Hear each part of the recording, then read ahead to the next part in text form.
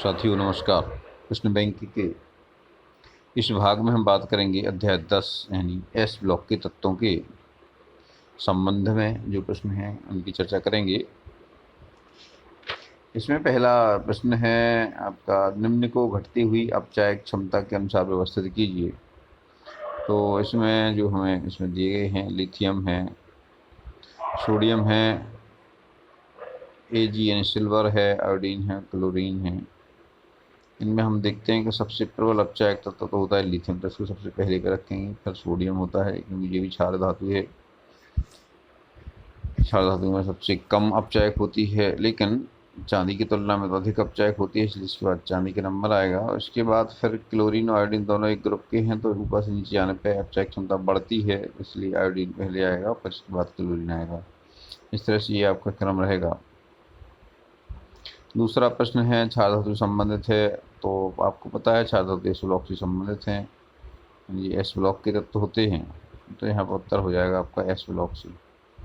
Sodium को कहाँ रखा जाता है? सोडियम को पता है, मतलब केरोसिन यानी मिट्टी के तेल में रखा जाता है, क्योंकि ये वायुमंडल की वायु से क्रिया कर लेता है और उसकी सतह मलिन पड़ जाती है, इसीलिए ऑक्साइड में ना बदले और वायु से क्रिया ना करे, इसके लिए इसको केरोसिन के अंदर रखा जाता है। चौथा है सबसे कम क्षारीय धातु कौन सी है? इनमें जो धातुएं दी गई हैं, potassium, calcium, beryllium, magnesium. Potassium, calcium, beryllium और मैग्नीशियम, इन धातुओं में से बेरिलियम सबसे कम क्षारीय धातु होती है। उच्चतम घनत्व होता है, इनमें किसका उच्चतम घनत्व होता है? ये आपको दिए हैं, मैग्नीशियम, कैल्शियम और स्ट्रोंशियम और बेरियम, इतने तत्व दिए हैं। तो इसमें हम एक एक करके देखा हमने। तो मैग्नीशियम का 1.74, कैल्शियम को 1.55 और स्ट्रोंशियम का 1.63 और बेरियम का होता है 3.62, यानी यही सबसे ज़्यादा घनत्व है। किसका घनत्व सबसे ज़्यादा? चौथे नंबर का जो ऑप्शन है बेरियम, इसका घनत्व उच्चतम होता है। छठवां प्रश्न पूछा गया है, धातु जिसका गलनांक न्यूनतम है। उसमें कुछ धातुएं दी गई हैं, लिथियम, सोडियम, पोटेशियम, रुबिडियम और सीजियम। तो इनमें सबसे कम गलनांक किसका है? तो इसमें अगर देखें तो सबसे कम गलनांक सीजियम का होता है और ये होता है 302 केल्विन। कितना होता है? 302 केल्विन। बाकी की गलनांक भी यहाँ हम लिख रखे हैं। यहाँ पे लिथियम का 454 होता है, सोडियम का 371 होता है, पोटेशियम का 336 होता है, रुबिडियम का 312 होता है और सीजियम का 302 केल्विन होता है।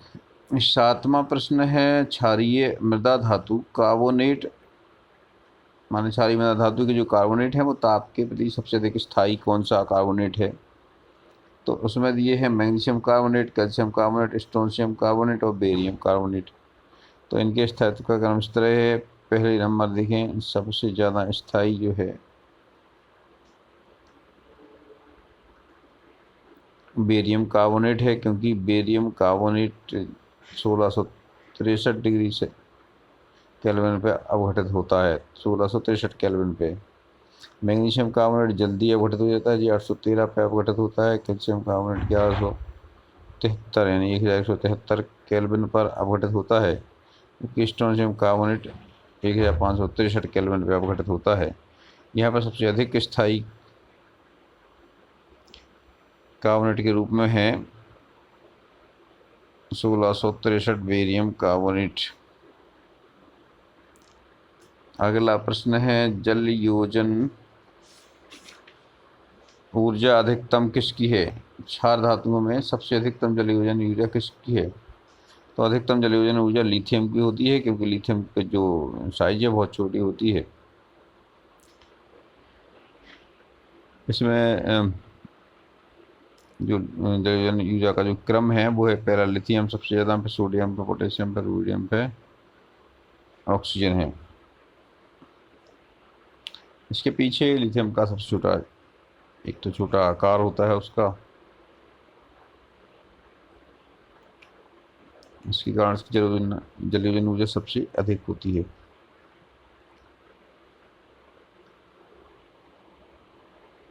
इस तरह से 9वां जो प्रश्न है वो प्रश्न है CaCN2 व सी कार्बन के मिश्रण को क्या कहते हैं। CaCN2 और जो कार्बन का जो मिश्रण है ये नाइट्रोलियम कहलाता है, नाइट्रोलियम।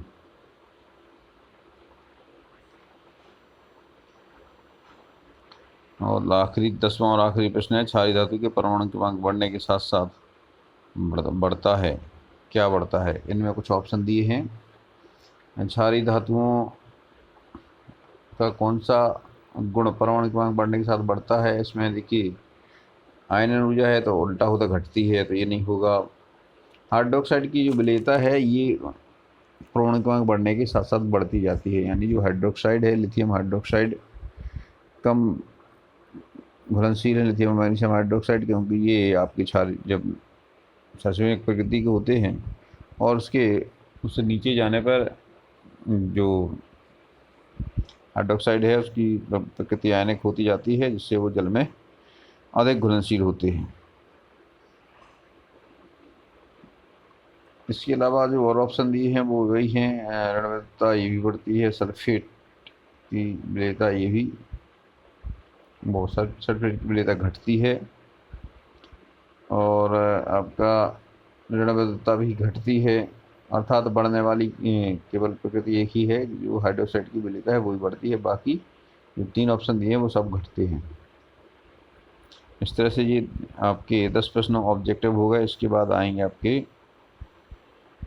दीर्घोत्तरीय प्रश्न जो 4 अंक के होंगे। इसमें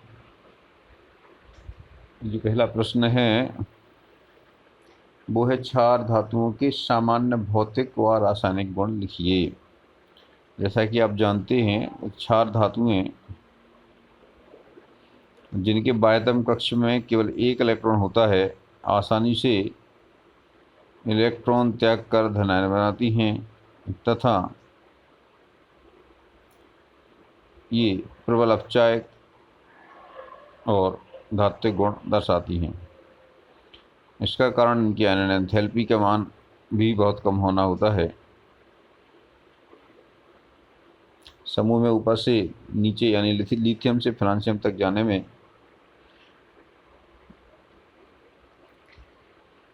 आयनन एंथैल्पी का मान लगातार कम होता जाता है, जिसके कारण इलेक्ट्रॉन त्यागने में आसानी होती है, और जब इलेक्ट्रॉन आसानी से त्यागा जाता है तो दूसरे का अपचयन भी आसानी से हो जाता है, जिसके कारण की अपचायक प्रवृत्ति बढ़ती है। और इनकी विद्युत धनात्मकता भी बढ़ती है, यानी ये जो धात्विक गुण है और अपचायक प्रकृति है लिथियम से लेकर फ्रांसियम तक क्रमशः बढ़ता जाता है। आइए बात करें हम इनके भौतिक गुणों की। तो ये जो क्षार धातुएं हैं सभी क्षार धातुएं मुलायम हैं, चांदी की तरह सफ़ेद हैं। इनकी गलनांक, क्वथनांक तथा घनत्व कम होते हैं। ये दुर्बल, इनके जो धात्विक बंध हैं वो दुर्बल होते हैं, क्योंकि केवल एक संयोजी इलेक्ट्रॉन ज्वाला के साथ अभिलाक्षणिक रंग देते हैं। तो जो एक संयोजी इलेक्ट्रॉन में होता है वो दृश्य प्रकाश की तरंगदैर्घ्य यानी दृश्य प्रकाश के क्षेत्र से ऊर्जा का अवशोषण करता है और अलग अलग रंग देता है। जैसे कि लिथियम है तो लिथियम बुनसन ज्वाला के साथ किरमिची लाल रंग देता है, सोडियम पीला रंग देता है, पोटेशियम बैंगनी रंग देता है, रुबिडियम लाल बैंगनी रंग देता है और सीजियम नीला रंग देता है। यानी यहाँ इसमें परमाणु क्रमांक के बढ़ने के साथ साथ तरंगदैर्घ्य बढ़ती जाती है, यानी लैम्डा का मान इंक्रीज होता जाता है और जो न्यू है यानी फ्रीक्वेंसी है उसका मान कम होता जाता है। आइए कुछ मुख्य रासायनिक गुणों की भी बात कर लें। तो इसमें कुछ रासायनिक गुण इस तरह हैं इनके। इनमें जो आयनन एंथैल्पी होती है इनकी बहुत कम होती है, इसलिए अत्यधिक क्रियाशील होते हैं। ये वायु की उपस्थिति में ही मलिन हो जाते हैं। ऑक्साइड और हाइड्रोक्साइड की परत इस पर तुरंत बन जाती है। इसीलिए सोडियम को तो खुली हवा में रख ही नहीं सकते, उसको हम केरोसिन में रखते हैं। ये ऑक्साइड बनाते हैं। जब ऑक्सीजन की अधिकता होती है तो ये ऑक्साइड परऑक्साइड और सुपर ऑक्साइड भी बना लेते हैं। यानी कि ऑक्सीजन संख्या धन 1 होती है, लेकिन अपवाद स्वरूप लिथियम नाइट्रोजन से क्रिया करती है तो इसकी संयुक्ता है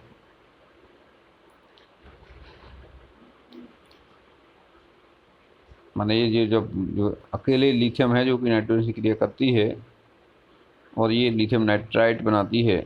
लिथियम नाइट्राइड। अन्य क्षार धातुएं नाइट्रोजन से क्रिया नहीं करती हैं।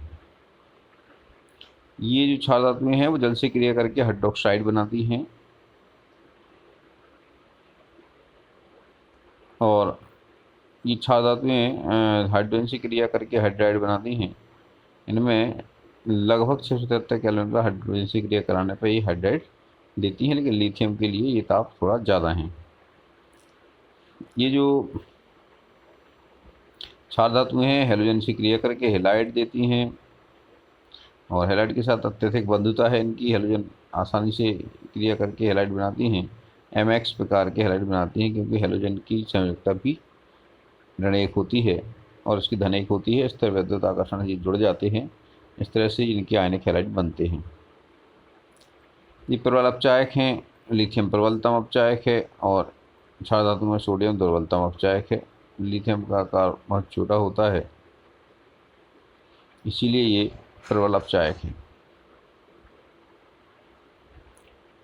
इस तरह से ये कुछ सामान्य भौतिक और रासायनिक गुण हो गए इनके।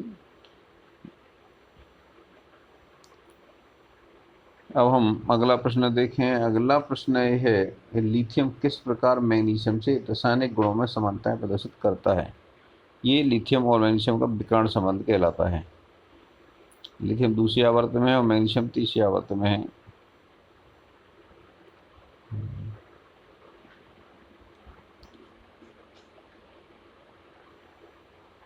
प्रमुख इनकी जो प्रमुख समानताएं इन दोनों में कुछ समानताएं इस प्रकार हैं, इनको हम इस बार देख सकते हैं।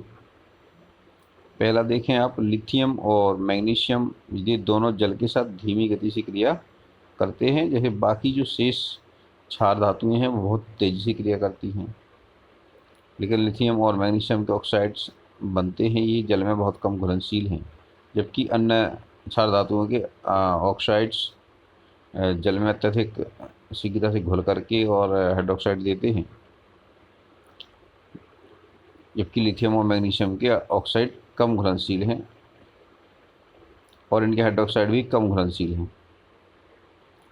लिथियम और मैग्नीशियम दोनों ही नाइट्रोजन से क्रिया करके नाइट्राइड बनाते हैं, Li3n और Mg3n2 बनाते हैं, जबकि अन्य क्षार धातुएं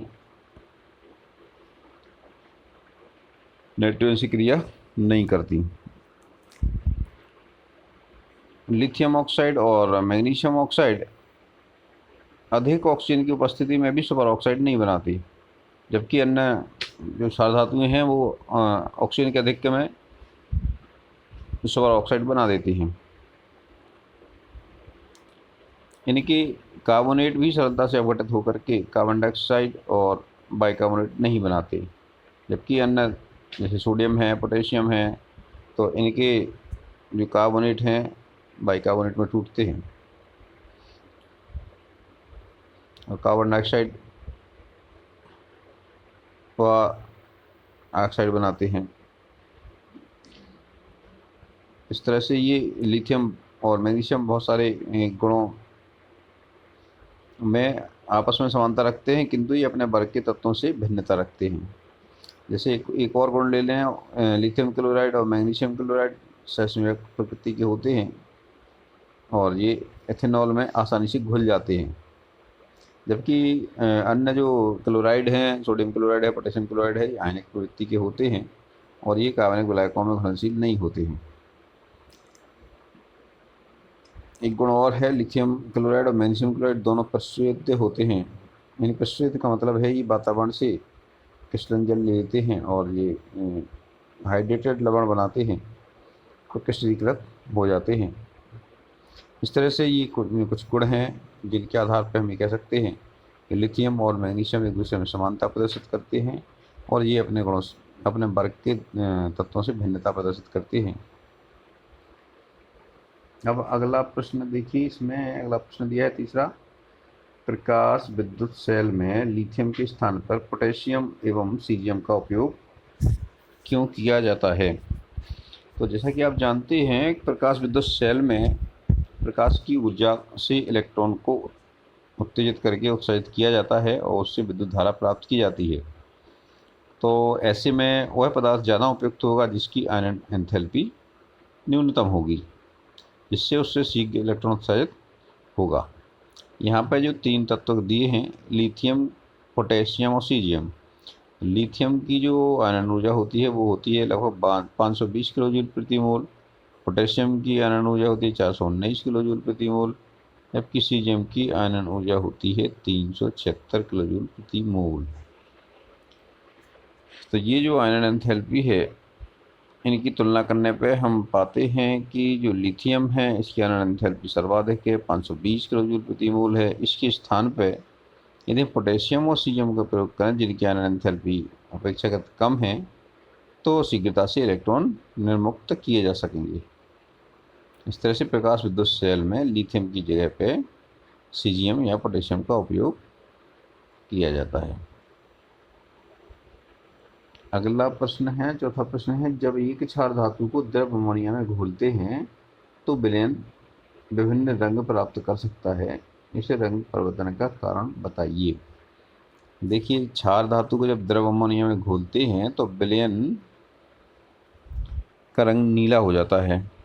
होता क्या है इसमें, जब क्षार धातु को द्रव अमोनिया में घोलते हैं तो इसमें 2 चीज़ें बनती हैं। एक तो बनता है अमोनीकृत धनायन। देखिए इस तरह से M+XY NH3, इसमें MNH3X धनावेश है इस पर, और ये अमोनीकृत इलेक्ट्रॉन है E-NH3 वोल्टाइस, इस पर ऋणावेश है। इस तरह से जो अमोनीकृत धनायन है और अमोनीकृत इलेक्ट्रॉन है ये इसमें उपस्थित होते हैं। ये जो विलयन है वो विद्युत का सुचालक होता है और विलयन अनुचुंबकीय होता है, और इस विलयन का जो नीला रंग है ना, वो रंग अमोनीकृत इलेक्ट्रॉन की उपस्थिति के कारण होता है। ये जो अमोनीकृत इलेक्ट्रॉन है वो दृश्य प्रकाश के क्षेत्र से ऊर्जा को अवशोषित करके नीला रंग देता है। यह अमोनीकृत विलयन अनुचुंबकीय होता है और यह कुछ समय बाद हाइड्रोजन को मुक्त करके एमाइड बनाता है। यहाँ पे जब तक ये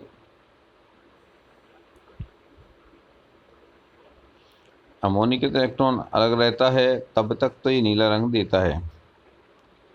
जैसे ही इस विलयन को कुछ देर तक रखा रहने देते हैं तो इसमें एक तो ये एमाइड बन जाता है और दूसरा हाइड्रोजन गैस बन जाती है।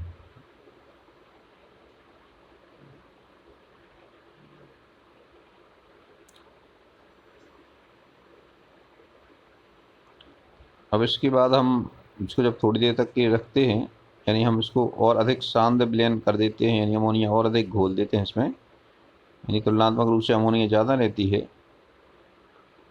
तो इसका जो रंग है वो ब्रॉन्ज यानी कांसे के रंग में चेंज हो जाता है। उस समय यह प्रतिचुंबकीय भी हो जाता है। आइए एक प्रश्न और देखते हैं। इसमें क्या होता है जब मैग्नीशियम को हवा में जलाया जाता है, और दूसरा क्लोरीन बुझे चूने से अभिक्रिया करती है। तो इन दोनों अभिक्रियाओं के समीकरण यहाँ दिए गए हैं। आपको जब मैग्नीशियम धातु को हवा में जलाते हैं तो मैग्नीशियम की ऑक्साइड प्राप्त होती है, सफ़ेद रंग की होती है। इसको पानी में घोलने पर मैग्नीशियम हाइड्रोक्साइड बनता है जिसे मिल्क ऑफ मैग्नीशिया कहते हैं। अब कैल्शियम हाइड्रोक्साइड जो बुझा हुआ चूना कहलाता है, इसकी क्लोरीन से क्रिया कराते हैं तो हमें कैल्शियम क्लोराइड मिलता है और ब्लीचिंग पाउडर प्राप्त होता है। ब्लीचिंग पाउडर का सूत्र होता है CaOCl2, कैल्शियम हाइपोक्लोराइड, और साथ में हाइड्रोजन गैस मुक्त होती है। इस तरह से ये दो क्रियाएं हो गई। अब छठवां प्रश्न है, इस प्रश्न में पूछा गया है निम्नलिखित की संरचनाएं बताइए। इसमें दो यौगिक लिखे हैं, एक तो लिखा है बेरिलियम क्लोराइड वाष्प अवस्था में और दूसरा है बेरिलियम क्लोराइड ठोस अवस्था में। तो ठोस अवस्था में और वाष्प अवस्था में इनकी संरचनाएं बताना है। तो पहले हम वाष्प अवस्था की संरचना देखते हैं। बेरिलियम क्लोराइड वाष्प अवस्था में ये डाइमर यानी द्विलक के रूप में पाया गया है और इसमें जो बेरिलियम का परमाणु होता है sp संकरित होता है।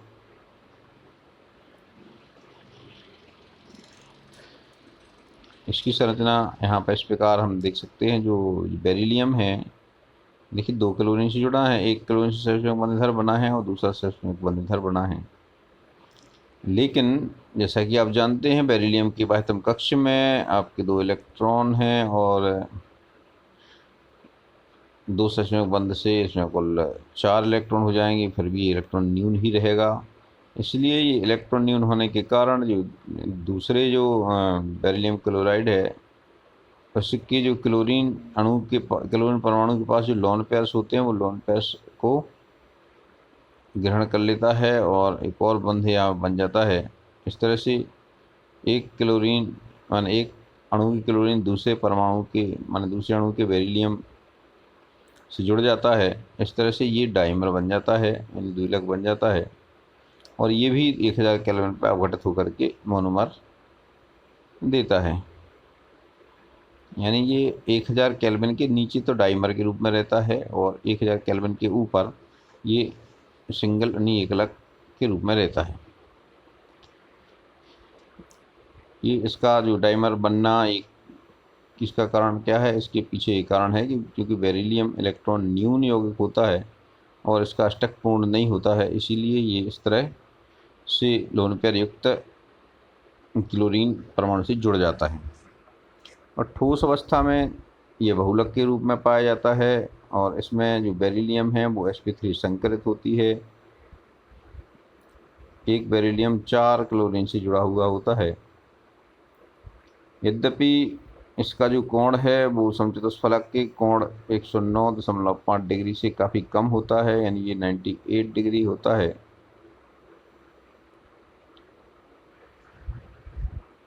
उस तरह से बेरिलियम क्लोराइड की ठोस अवस्था में जो बहुलक संरचना पाई गई है वो यहाँ पे आपको दिखाई गई है। इसमें एक बेरिलियम 4 क्लोरीन परमाणु से जुड़ा हुआ है। आइए आज यहीं समाप्त करते हैं, शेष अगले भाग में देखेंगे।